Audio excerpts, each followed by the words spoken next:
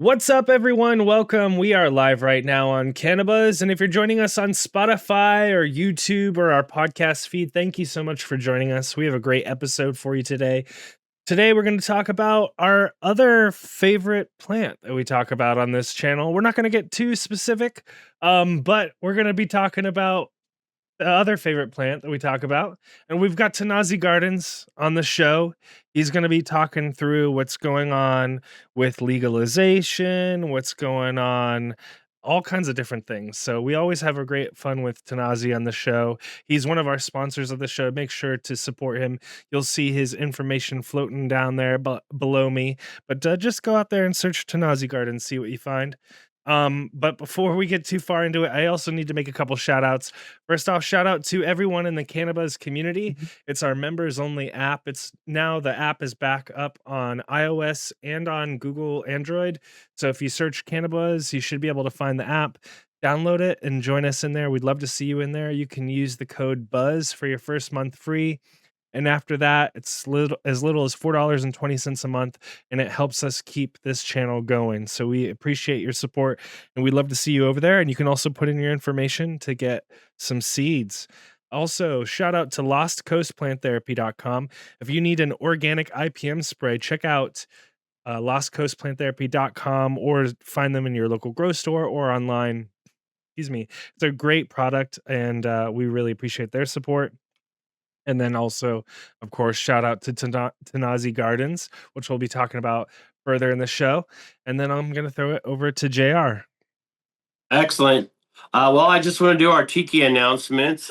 Tiki is doing his Christmas promotion. So do not hesitate to get out to tikicuts.com. We want to also highlight his tikiseeds.com. He'll also be doing some crazy Christmas promotions there as well. Lots of stuff to choose from. Really a nice variety of pricing. Some of this stuff's been around a little bit, but that doesn't negate its fireness. And so to be able to pick up some of those genetics that really are reasonable prices, it's kind of a service to the community. So shout out to Tiki for that. And then for the rawgenetics.com announcements, which I didn't say that, I just said raw genetics. They're doing their promotions as well. And Brad, like I said, is really focusing on his secret selections building. And that is where a lot of his really, really focused fire genetics are going to be available to folks as he starts entering into a distribution setup for clones. Hopefully, as things progress, you'll be able to get that out, not just within a commercial rec market, but to all the people. So hit up Secret Selections and look at picking up some of those amazing breeder cuts that he has to offer. Awesome.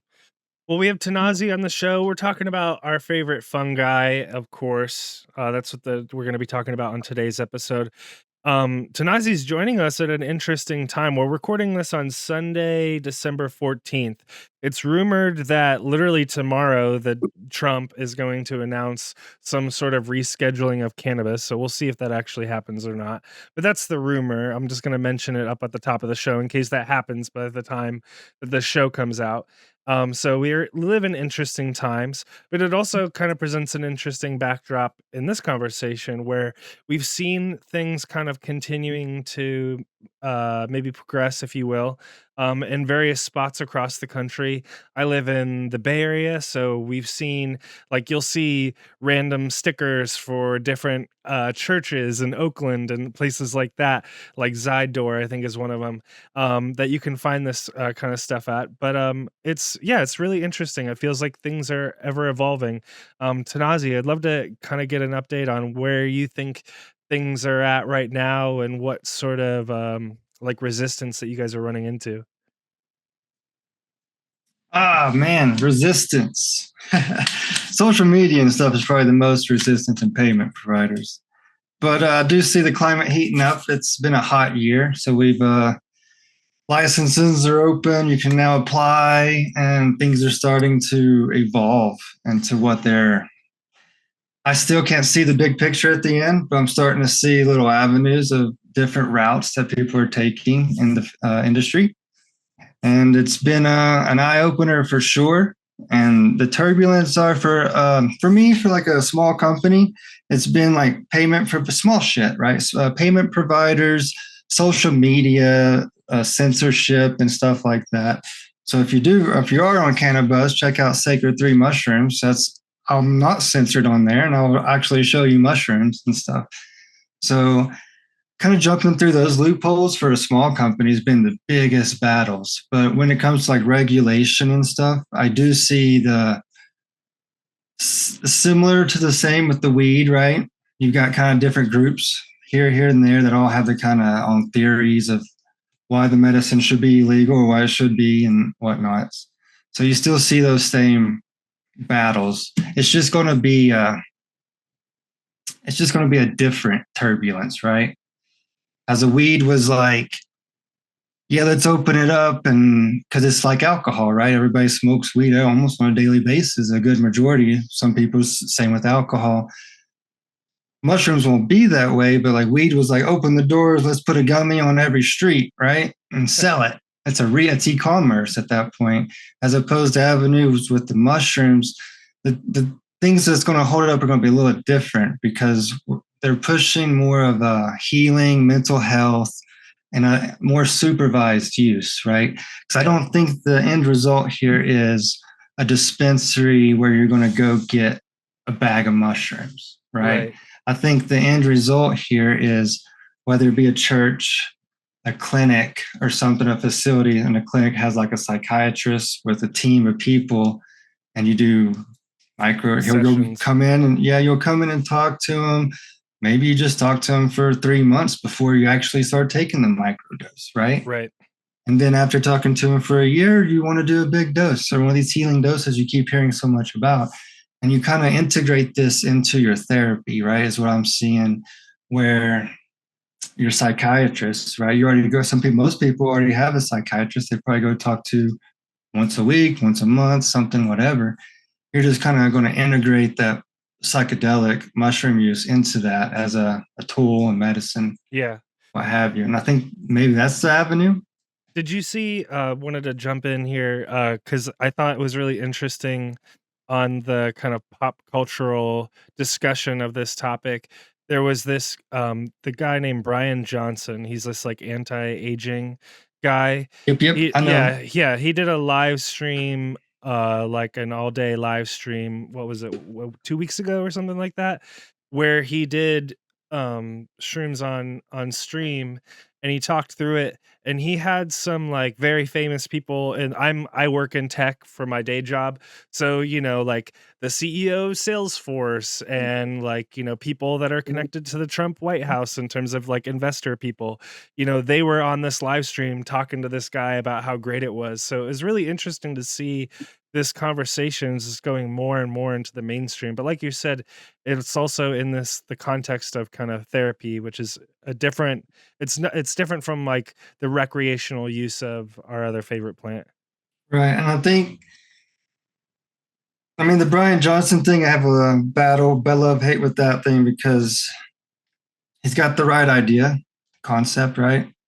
But he's going about it all wrong in my eyes. He's got some of the wrong people around him, and what they're projecting a ceremony to be is not what I would call a ceremony by far. Like, it's not, we're not listening to EDM music and raving or having conversations and running around the room with lights on. Like, that's a completely different ceremony. And maybe like, let him do his thing and let him do whatever. People will still probably get some good benefit from it. But I think when you're coming into these facilities, these churches, they're going to have developed these protocols and these SOPs for the ceremony. And I feel like navigating your way through that's where you might have some bad times, because the lower end of the facility market isn't probably as well regulated or developed as, the higher ends that are probably more expensive. So navigating that and finding your place and how you would want to do it. Because I don't think, I don't know. Maybe some people do love listening to EDM music and doing big doses like that. The thing There's a I whole kind of, bunch. the thing that I kind of like about the spiritual center model is that there's going to be post integration. You're not going to just have this traumatic experience and then just be left with the mind fuck of it and probably rut yourself right back into the same process and the same thought process and same behaviors. I think that post integration facility through a community support system where you start taking maybe some of this giant monetization out of it would be far more beneficial to humanity than the $1,500 a session places we have here in Oregon. It's the same out here. 1,500 out here is if you do it with a group. If you're trying to do a solo trip out here on a facility, you're talking about 3K, 3,200. And they're also, these are not just, oh, let's go down to the clinic and do this on the weekend. These are like, they're questionnaires before, and I don't know exactly each facility's own protocol when it comes to actually administering, which those are all developing as well as we speak, because shoot, as of this week, let's break it down. Got it open. It's over here. Bam, bam. So the department, if you go to the Colorado Department of Revenue, you're going to be able to go down to the Natural Medicine Division and see a application submission. So as of last week, there's 8 healing centers, standard ones, that are pending. There's actually 5 healing centers in the state of Colorado, and there's 22 micros. So when you're talking about standards, see if we can screen share so I can at least show you this little box. So healing centers. So there's 8 standard or pending, 5 that have actually got approved. And the micros, that's basically, when you're talking about micro or standards, that's basically a weight limit. The micros have a smaller amount, standards have a more amount. Cultivation, there's 11 actual places now that you can cultivate psilocybin mushrooms legally. And manufacturing is 7. So they're actually giving out weekly licenses that are getting approved. And it's all beginning. So manufacturing is places that will be able to make chocolates, gummies, make other type of products and stuff. Do you worry about that though? Because once the cat was out of the bag for us in the farm bill, they started really pushing the plant in a way that really helped demonize it, help them kind of justify more restriction, more control. Do you worry about things opening up in that respect with fungi in a way that would make them want to backlash the movement? Because I think, regardless of what happens in the next few days, as of what has just happened, we saw that plant get moved decades back. Yeah. You know what I mean? And so Right. Are you afraid that opening things up too much in this realm are going to bring on those same problems? Not in this regulated form, because the dispensary with the weed there's over 700 dispensaries in the city of Denver alone. They're on every block, right? So it was more of a let's get fucked up culture since when it came to regulating the marijuana. The ones behind this regulation is, so all these places, like the cultivation place, can only sell the mushrooms it grows to an actual licensed facility that manufactures or does healing. And with it being a low number like there is right now, all these places that are approved, you are setting the standard. Like the regulations and stuff are very vague. It's wild, wild west out here. It's why you see companies coming up with chocolate bars here and all these gummies here. It's 2008 marijuana right now with the mushroom. Yeah, for sure. So when it comes to next summers, when those regulations should get refined, right? And all these places that are approved will have to jump through these hoops if they already aren't, right? And so the way they cultivate, manufacture, it's all going to be regulated in that sense. But the hard part for the public is going to be how do you choose? How do you know what's fake, right? Because there's going to be so much flooding the market. And when the Whether cat's out of the bag, how are they going to economically legislate rules that they can economically enforce? Because I mean, look at cannabis. I mean, for states like Oregon that it's been legal in for decades now, nobody gives a fuck. I mean, if your neighbor isn't complaining, there's no, nobody pretty much cares. I don't see that's where the difference in the mushroom and the weeds, because I don't think you're going to be able to just walk in and buy a bag without going to see a doctor and have like a therapist session, unless this is where I've heard Rick Doblin talk about this a little bit too, and it's like we just talked about the regulations and stuff, and that's all going to be pretty good. It's going to be good and it's going to be bad, right? It's going to be money. There's money involved with this. But then you got the church side of things, like you're saying, a lot of them are in Oakland already. They're sprouting up here too, where you're going to be able to, this is the legal way to administer to your congregation, right? Yeah. As opposed to holding dispensary, you now own a church that you have a congregation of membership. And by being a member of our church, you now get a sacrament that you come to, or there's an online store of donations or some type of setup where your donations and being part of the church allows you to actually get the sacrament in a sense. There's those things are being built, and they're not, everything is like just happening, man. So all these things that we're talking about, these are all like being developed, and people are designing these different routes. And do you see there ever being the idea of a medical program for fungi, as in you get a medical card and then you're able to access? I think your medical card is going to come from a psychiatrist. Yeah. You're a psychiatrist. That's what I was saying. So if I have an idea of a facility, perfect facility, lead guy, psychiatrist, not a psychologist, a psychiatrist. I've got 2 nurses under that guy, and then however many trip sitters I need for however many rooms of people I'm running at once, right? Each room running a patient that is doing a big dose needs at least 1 trip sitter in the room at all times. And the 2 nurses can run back and forth and regulate anything going bad. And then your psychiatrist is the guy we're talking to pre, post, in between, and he can prescribe.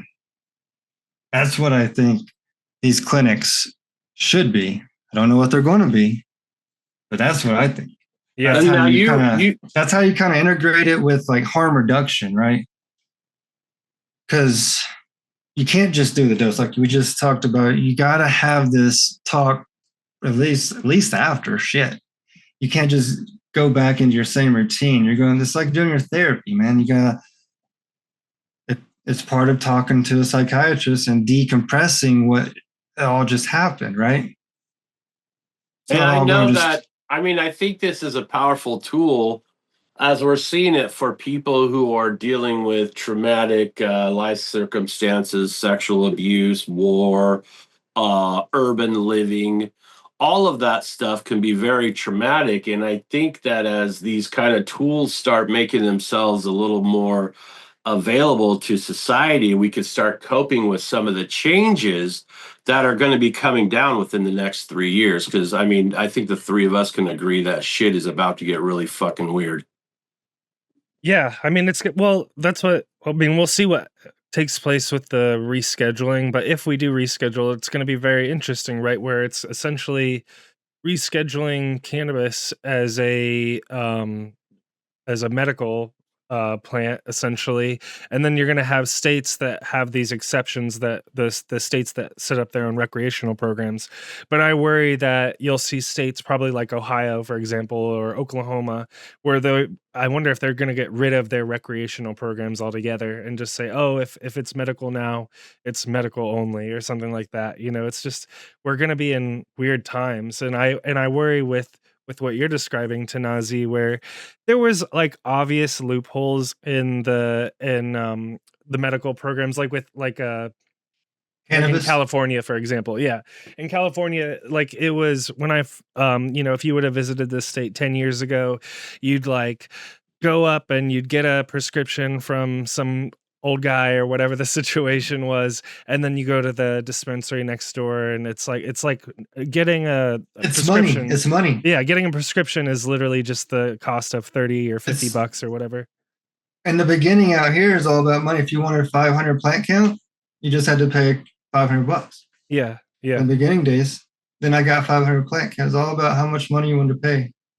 And see, so I think the thing we're touching on though is there's this kind of mental, physical, spiritual aspect to fungi that is kind of routing it down a different path in the narrative. But you could easily see where corporate or greedy entities would want to hijack that and just spin it into another thing. I think one thing though that is an advantage is I don't think most people are going to be willing to trip fucking balls every single day.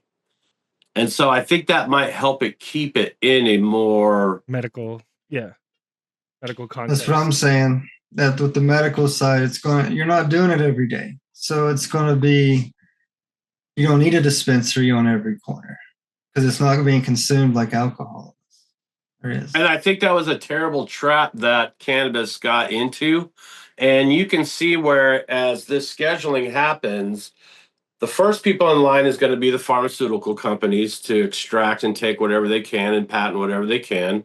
Next is going to be big alcohol and tobacco because they're in the business of intoxication, And then I also see big tobacco coming in because they're in the business of addictive foods and addictive products and vapes and all of that too. So their pressure to get in and monetize and I don't even think they care if they demonize it as long as they can monetize it. There won't be as much money in it with the mushrooms like the weed. So let's take Oregon, for example. Out of the licensed facilities in Oregon, the entire state wide, they only distributed through their door or whatever metric system they're running 27 pounds of mushrooms for a year. So the entire year, all the cultivation facilities and all the actual clinics, they only did an exchange of 27 pounds, which is not a lot. When you're talking poundage for... When you see the amount of mushrooms that are going around in the state of Oregon and the amount of cells that are behind that, do you think they're just going to want to walk away from that and let the open market be the victors? No, there won't be. So you got gray markets dominating right now. Why 100%? Gray market is wide open. Then you're going to have the clinics, the churches. Those are going to be the three knockers right now when it comes to it. I was gonna, before we switch subjects, because we also want to talk about different cultivars and things like that. Last thing I'll ask, I guess, on this side of things, because I agree with you guys that I think for the most part this is a medical program type thing. Yeah, medical tool. At the same time, I hear, and I'm not, I'm almost 40 nowadays, so I'm not like out at the bars and stuff like that anymore. But I've heard that like people in their 20s and stuff like that, they're doing the mushroom chocolates, right? They're doing like the chocolate bars, and those you do see when I've gone to, let's say, open markets or whatever in the Bay Area, you will find them there.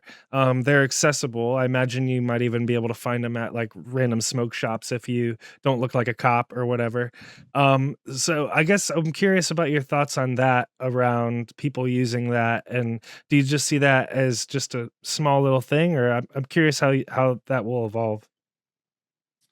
There's two things I think about the mushrooms. There's a recreational use, party doses that people I see doing, or there's people, I take it towards there's either microdose or healing dose, right? There is no in between. So, man, I lost my place. Microdose and a big dose. I was going to say something else and I forgot. Can you repeat that? No worries. I was basically asking like, bringing up the chocolates and how people are using those, I think, to replace things like alcohol and maybe even weed. And they're using it as like a recreational, like social lubricant or whatever. It makes them feel whatever. And it's not like I just said, it was recreational. Like a lot of people just take like more of a large micro dose downtown. They like love that. And it's perfect. Very few you see like a lot of things downtown. People are just eating grams and just walling out at the concert or whatever. I don't enjoy that part of it at all. But if you're going to do that and you do find some, I do want to put a little emphasis on be cautious. Fucking cautious, bro. So Shroom Ski Magazine downtown. Nice little magazine all about artwork and the culture of mushrooms and stuff.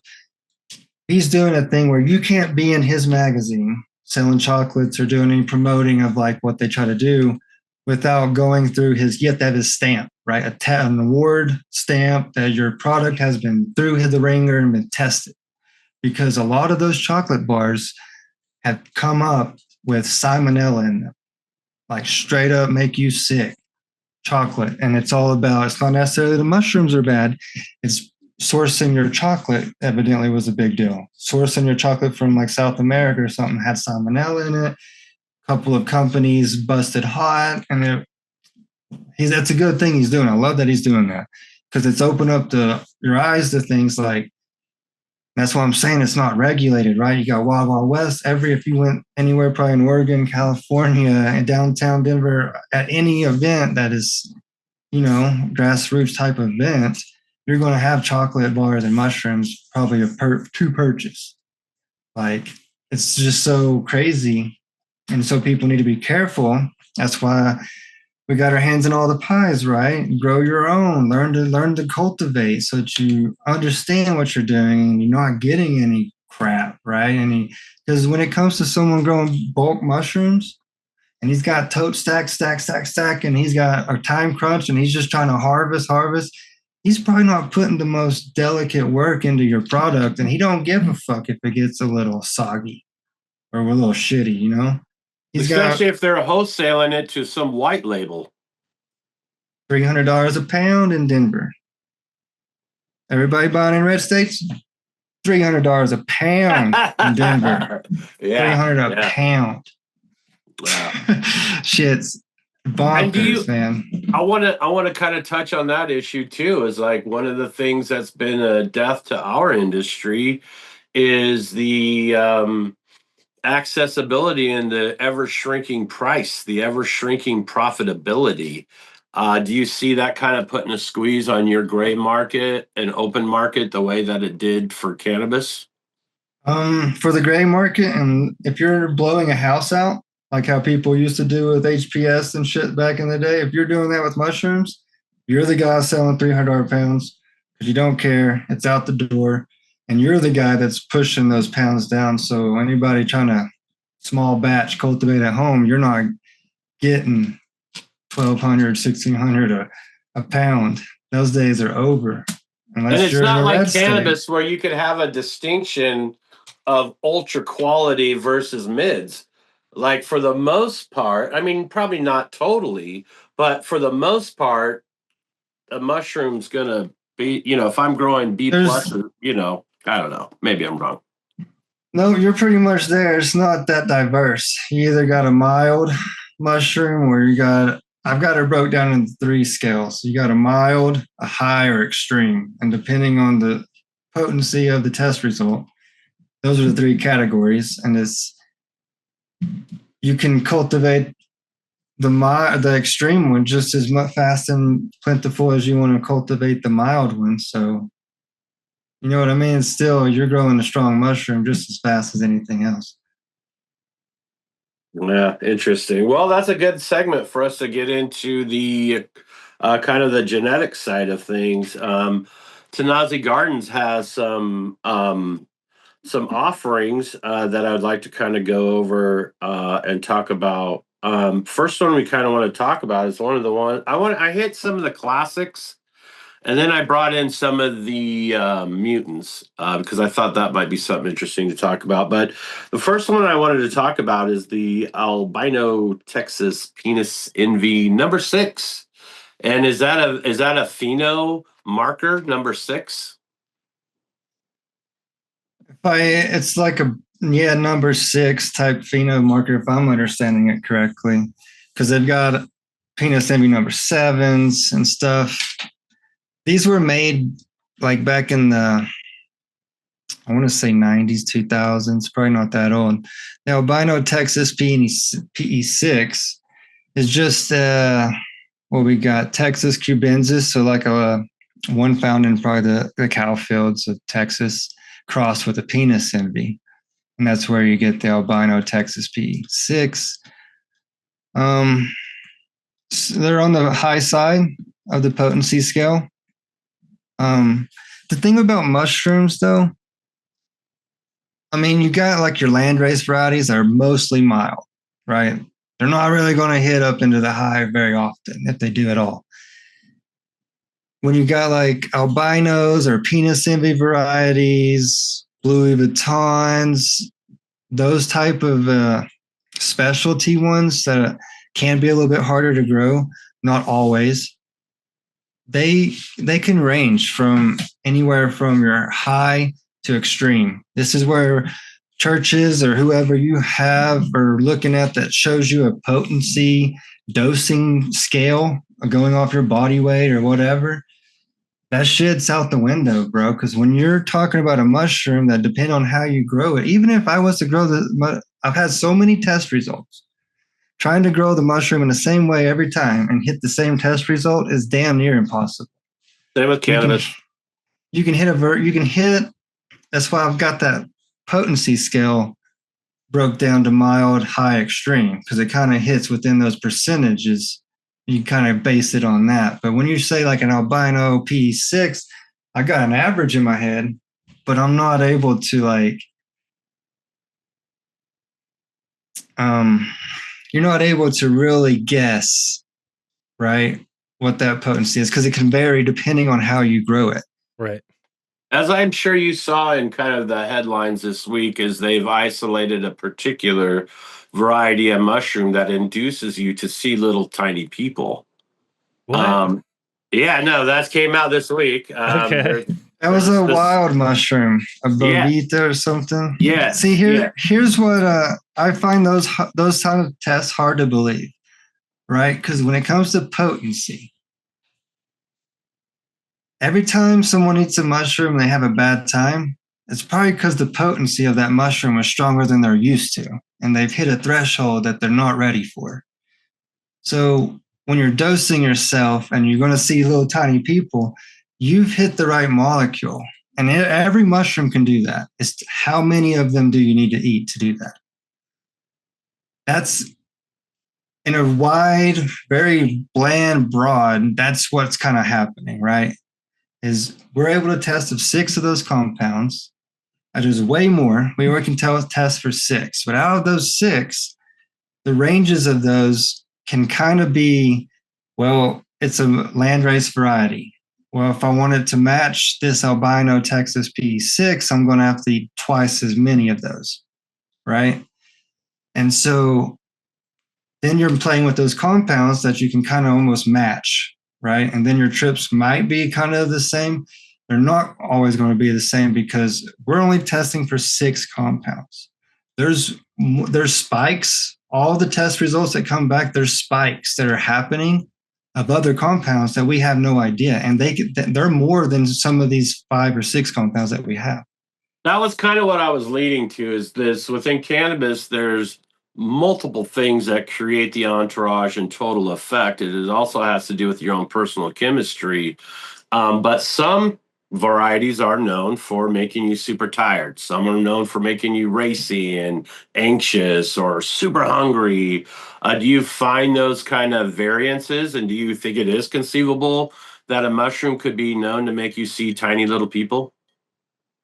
It can be known to see tiny little people. It's just what milligram of compounds does it take per that person? That's So what you're I saying kind of look it's at a it. threshold, not a chemistry of entourage. Correct. You are, when you consume that mushroom, you're making a concoction of tryptophans that, psilocybin, psilocin, baeocystin, norbaeocystin, the ones that we know about. So when you take that 3 grammer, you have a concoction of tryptophans that you're inducing with.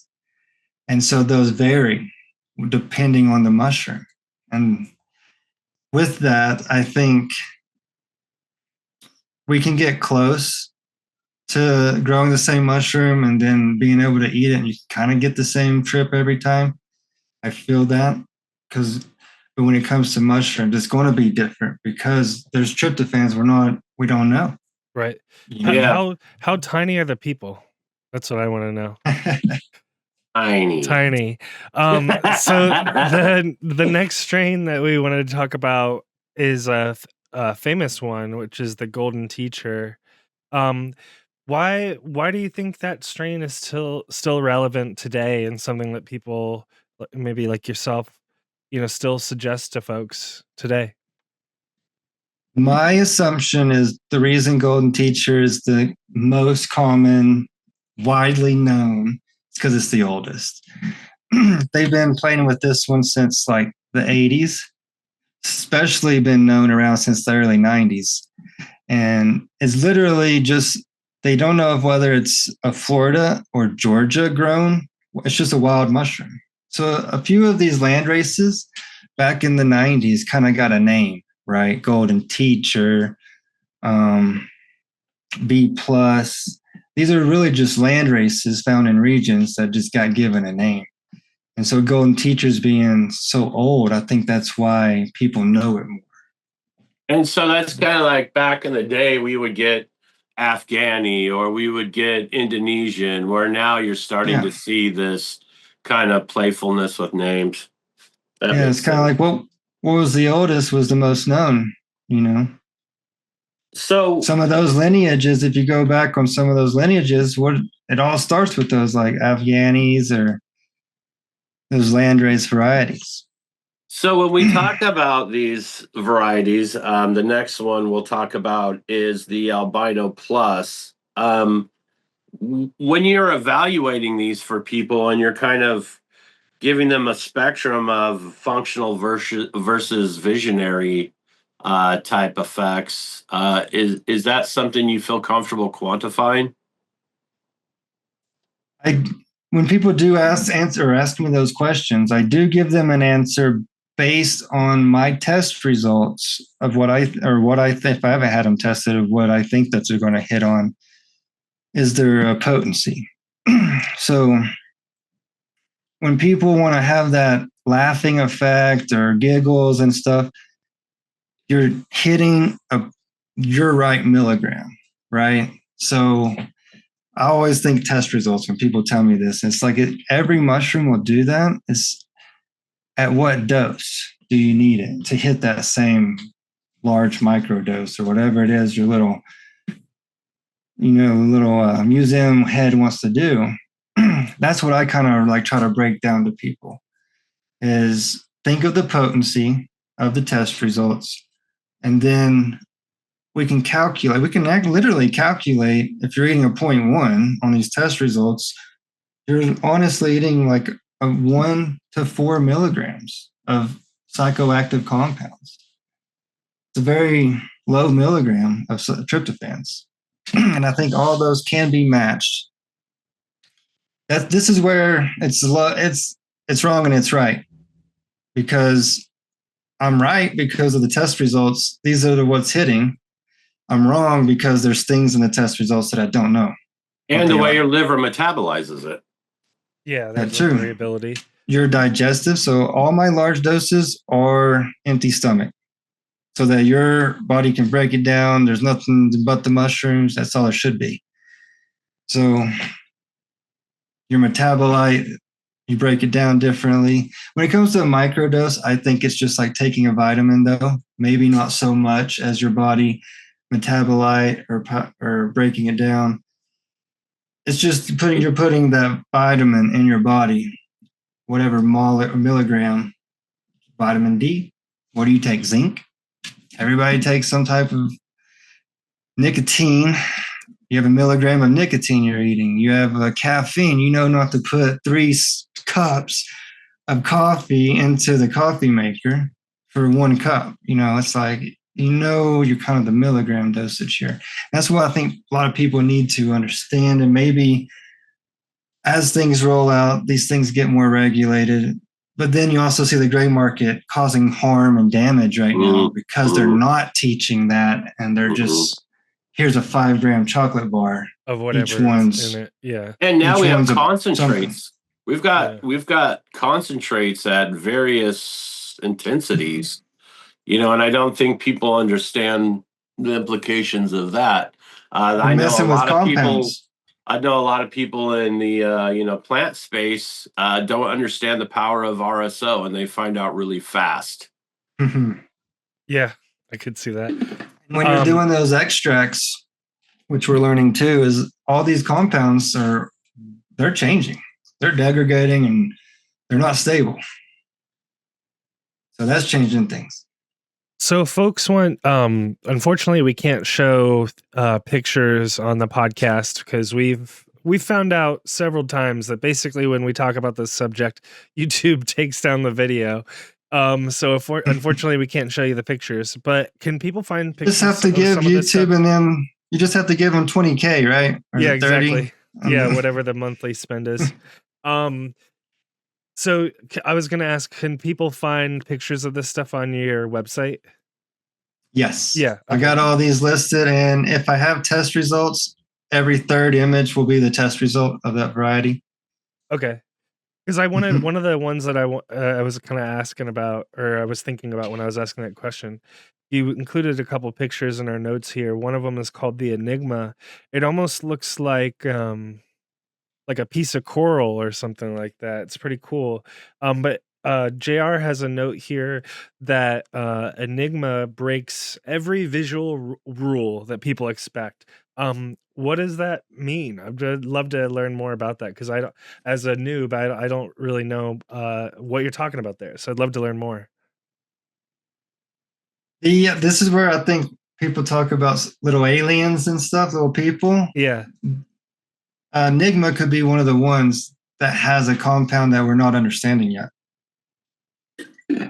where the test results kind of normal. And this is where everything's all over the place, right? So Enigma, Louis Vuitton, the Snape that I have, all of these have won competitions at 2.8, right? 2.8%, just under 3, which is very good and very complicated to kit, but it's not consistent. So you see all these cups keep happening. People keep entering the kind of same thing, but now that Snape or whatever is down here at 1.8, right? So you got this thing that I haven't narrowed it down, right? Because even though I grow the same way, I still can't get those repetitive test results on the high end. They're just one-offs, and I don't understand it. You just pick the right one from the tote. Like, we're not really understanding it. So when it comes to like the Enigma, it is a mutant, so it doesn't throw off spores. So it's only isolation only. And it's just a mutant of tidal wave. Tidal wave, I think, was big at the Myco, Greg, Doma, the Myco people. Magic Myco was one, I think his name is. And they it was a mutant blob in the corner, and they kind of cloned that, and that's how that came about. And I've had lots of reports about that where people have like very extraterrestrial type things going on. So, and I do want to say that Enigma is one of the ones that has spikes, super high spikes that are equal to like the psilocin that we don't know about.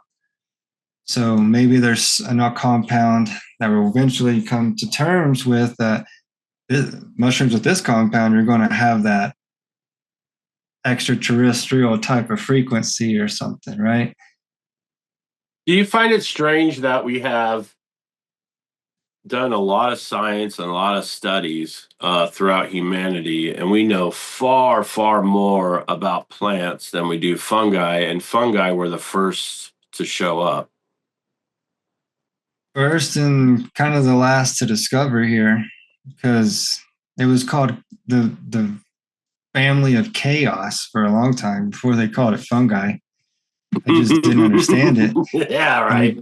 We kind of just now are coming to see what it's all about, you know.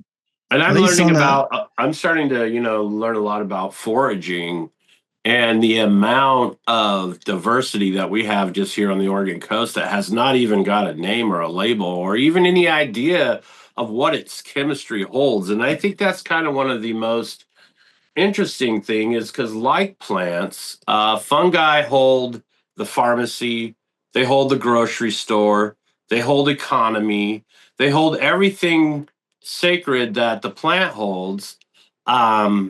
But like I said, it's in a completely different realm of being. It's more like us than it is like plants. Correct. Yeah. We don't know shit. That's what I like to say, man. Whatever your conversations and arguments and bullshit's about, we are talking about inches on a measurement that's 100 miles long. That's the whole world. I guess I got too deep right there. I went the whole world timeline. But when it comes to fungi, yes, man, we're just learning out here. And that's why I like what's developing. I do like what I see, except for the gray market side of things, I guess, and the recreational use. You hear plant intelligence, and then you hear fungi intelligence, and you hear cellular repair. I think we had some studies showing that psilocybin will, in mice studies, increase their longevity by 30%. They're talking about mushroom psilocybin creams and facial treatments for aging because of the way it impacts your cellular level. Do you see people who start down that journey kind of not only mentally change, but also physically change? Yeah. They're shedding away, they're washing their soul down, right? They're changing. They're being more humble, more respectful in some senses. And I think that's what the mushroom has to offer in some aspects is that it humbles you, right? It brings you back down to fucking earth. I even say that it not only brings you down, but it brings you inside. Mm-hmm. I guess there's not, you're more focused on what's internal versus what's external. But then you fall right back into that rut too. That's that post, and that's that post therapy integration that you got to work on change because those thought patterns, we talked about this before, the 30, 40 years of thought patterns you brought up to the table aren't going to disappear with one dose. Yeah. No way. It's not going to heal your addictions. It's not going to stop the pain. It's not going to solve anything. This is work. You got to keep putting in work. Yeah, no, I think that's true even for cannabis. I think I've learned that, myself, you can try to find all these different strains, but there's still, like you're saying, JR, like the pathways the loops in your brain that you just go through, the self thought or whatever it is that you're just always kind of bringing you back. It takes work to get through those things. It's a great point. I want to ask a question from one of our community members in the chat. He actually shout out to this guy Devil's Leaf 44. He shows up to like practically every stream we do, which is awesome. And he's super active in the community, so we really appreciate their support. So they asked a question: do you only work with cubensis, or do you also work with pancyons? Is that like another type of fungi? Yep. So cubensis. So psilocybin cubensis is what I mostly have right now available. The exotic side of things is what he's talking about, the Panelia cyanescens, Tampanizas, your subtropics.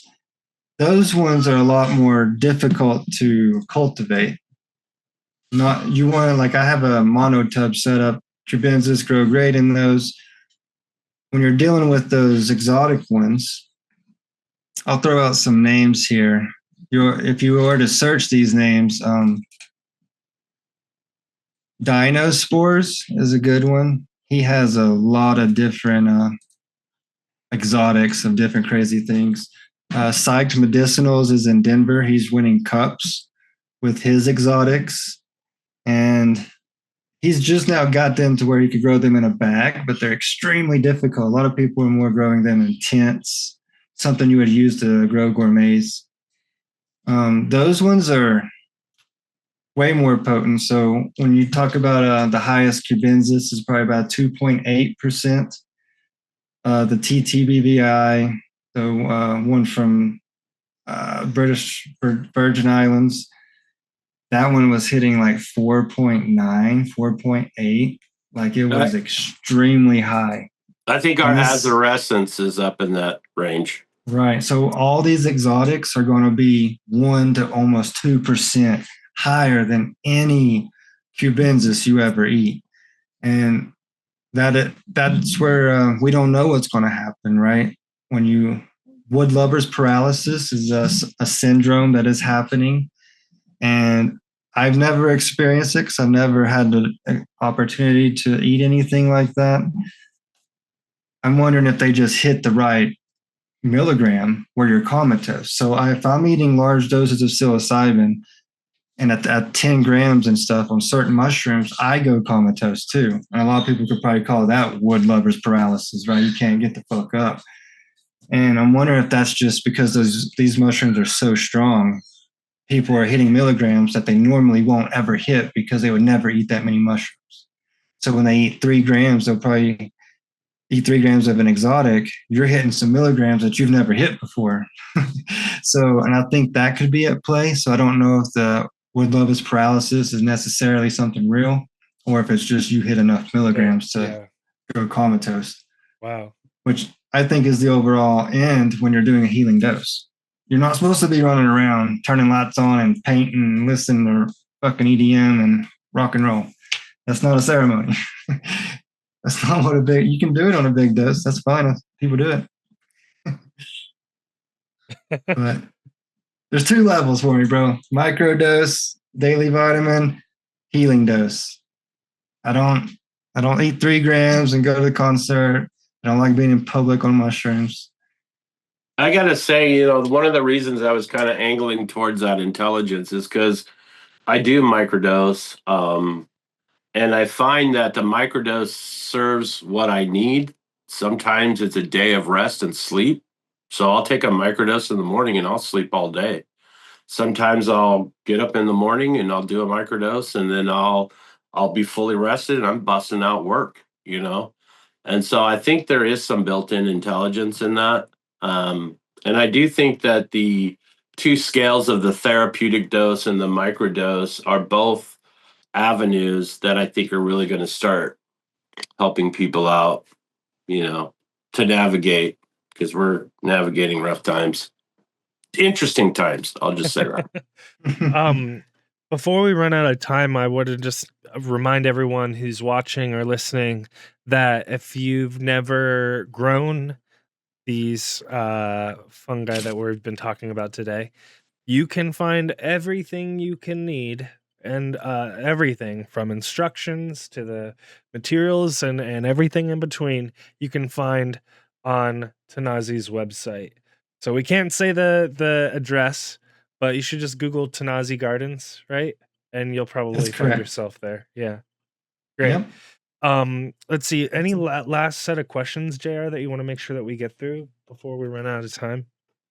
The main thing I wanted to kind of talk about, just as the last kind of closing, before I guess if you were to kind of bring up the future and how you would like to see things kind of play out for this whole scenario, knowing what you know, how would you like to see things kind of roll out for folks? 3 methods: safe and regulated, where you're going to pay money at a facility, a church way, or grow your own. Okay. And they each have their benefits, right? I have, and I like them all. They're just, what will they each be? There's going to be goods and bads of each, right? There's going to be a Yeah. facility that's going to be expensive, but you're going to get to talk to a therapist and have all the integration and all that jazz that you could ever probably want, probably more than you're going to want. You're probably going to be pissed off, saying, I don't want to fucking talk to you today or some shit. But it's highly regulated, expensive.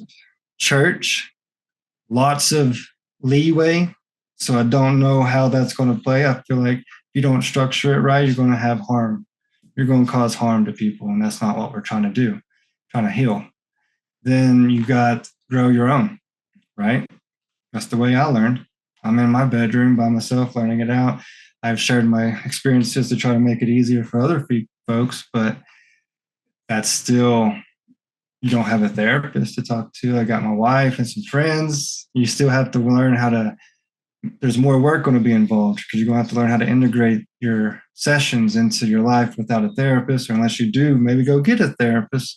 Maybe not as expensive as the facility one, right? Because you're doing your own thing, but there's good and bad there too, right? So I see the picture of what's being played out right now, but I don't know what the end result will be. So hopefully I can put my feet into what high as I can, and maybe I can help navigate that boat to be more about medicine, tools, healing, and harm reduction, and try to not to be over consumed with big corporation money and all the shebang that comes with it that ruins it, right? Yeah. And I want to give people some hope who are not really clinically clean and sterile. If you are kind of in an environment that is conducive and you're kind of a dirty person, you can set up bins outdoors and you can successfully bring certain varieties to season and to fruit. So that I think also is something I wanted to talk to you about. Do you see that becoming more of a trend where people in climates, or even setting up outdoor climates like a mushroom hut? Do you see that being something that's going to start being an avenue to open up to the industry? I see it a lot with outdoor beds for gourmets and stuff like that. Not necessarily have I seen it for psychedelics. I feel like no matter what your conditions are, if you're doing a tote setup, you can make it work. Dirtiest house I'd like to do, I'll send you a free kit if you want to prove my point wrong. This kit allows you to be able to grow in any situation, I feel like. As long as you're cautious and not trying to intentionally go against what the instructions are. If you follow the instructions, I feel like it's going to work out for you because of the quality of the kit that I've made. And I've been doing it for 5 years. I've shipped them to England, I've shipped them to Canada, I've shipped them to Australia. They've lasted a year on the shelf, and I've seen people still grow mushrooms in these things, so for someone to don't speculate and say, oh, I'm too dirty, because I don't believe that. I don't believe it at all. I mean, some methods of growing, yes, you can't grow unless you're clean, but when you're doing shoebox sized totes on this size of a footprint, it's going to work out for you. So I'm going to make it work out for you. The guy that buys from me and gives me feedback and shows me what's going on, I'm going to make it work for you. It's no brainer. You're going to get mushrooms. Well, we want to give a shout out to Tanasi, because since we last had you on the show, but you became a father. I think you became a dad like right after that episode or whatever. I was my son, he turns 2 in like 2 weeks from, or a week or 2 from now on Christmas. So it's awesome. Yeah, it's been, I can tell you all about teething. He's teething again. He's got his molars coming in, and it's been a tough week. It's been a long week. It's been a long week. We're at 7 months, so she's just now maybe starting to teeth out a little bit. Yeah, but we're early. It's been fun. It's been a new adventure, and so far so good. And it's another part of my process with these mushrooms, I feel like, right? My big doses that I've done, and everything that's kind of led me to be this father. And I feel like I'm ready for that. Yeah. And I have a lot to thank for the mushrooms because I felt like they helped me grow too into this. So I hear you, man. Yeah, no, that could be a whole another podcast that we do sometime. Um, thoughts around being a dad and things like that. Well, we really appreciate your time, Tanasi. Really appreciate talking through all this stuff. Really interesting times that we live in terms of like legalization, like we were talking about. So it was interesting to kind of talk through that. And it's interesting to hear in your voice and just in your perspective the weight of basically like acting responsibly, I guess. Like cuz we've seen with cannabis, I mean, the show, I don't know if it's just me or not, but the cannabis industry right now is very depressing. It's very depressing. And And- it kind of brings up that point though. Like for yeah. us, one of the things that annoys me is that, that kind of stereotype stoner thing that we've been labeled, duh, or, like just the dumbass, lazy, kind of, narrative. And I hope that, over time that, you guys just, people in the fungi community don't have to deal with that, because I don't want the image of the person consuming fungi to better their life being some, like you said, walled out dude at a concert, tripping out balls. right. And I see it happening. You got your people who still think of it as recreational and party drug. That happens every night in Denver. You can find that on the streets, and yeah, I don't know what it's going to be, but I don't think it will be that because of the way the regulations are. Oh yeah. Because it'd be unfortunate for sure. And I think we've seen with cannabis, I don't think it's gonna I think everyone involved is watching what happened with cannabis and they're gonna treat whatever happens after it differently. You know what I mean? Yeah. Yeah. So Yeah, um for sure. well, thank you so much for this conversation. We'll let you get back to your family. We really appreciate you spending your time with us on this afternoon or this evening, talking to us about this. If folks want to learn more, they should Google Tanasi Gardens, find your site and everything on there. JR and I both have used his stuff and it's great. So we definitely encourage our listeners to check them out.